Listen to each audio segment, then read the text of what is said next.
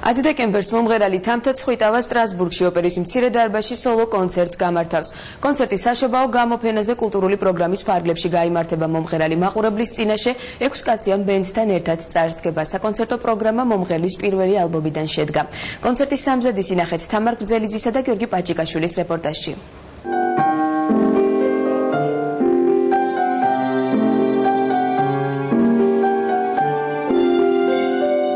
თითქმის ერთი თვეა, რაც დღეს სარეპეტიციოში იწყება. თამთა ცხვიტავა ბრავო ბენდთან ერთად მორიგი სოლო კონცერტისთვის ემზადება. საქართველოში მიღწეული წარმატების შემდეგ მსმენელის წინაშე სტრასბურგში წარსდგება. საღამო ოპერის მცირე დარბაზში 10 დეკემბერს კულტურული პროგრამის ფარგლებში გაიმართება. მე როგორც ვიცი, საქართველოს დღეები შარშან დაიგეგმა ამ დროს და სწორედ შარშან დეკემბრის ბოლოს იყო ჩემი პირველი სოლო კონცერტი და იმდენად მოეწონათ, რომ აი მეც ჩამსვეს ამ პროგრამაში და ძალიან მიხარია, რომ ეს ზალაში დარჩა ეს შემოთავაზება.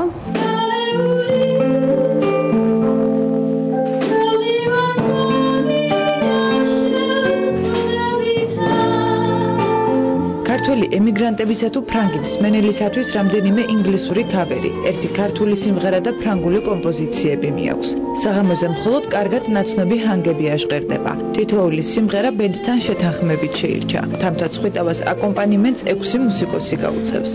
ეს არის დასარტყამი, კლავიშები, გიტარა, ელექტროგიტარა, ჩასაბერი ინსტრუმენტი, ანუ ტრომპეტი ეგრეთ წოდებული და დავიხმარეთ მეორე კლავიში, ვინაიდან სიმებიანი ორკესტრი საშუალება არ არის, რომ ამ ხელა ამდენი ხალხი წავიდეს ახლა და სიმებიანი ორკესტრი დაჯდეს სცენაზე და ერთი კლავიში დავიმატეთ მაგის გამო.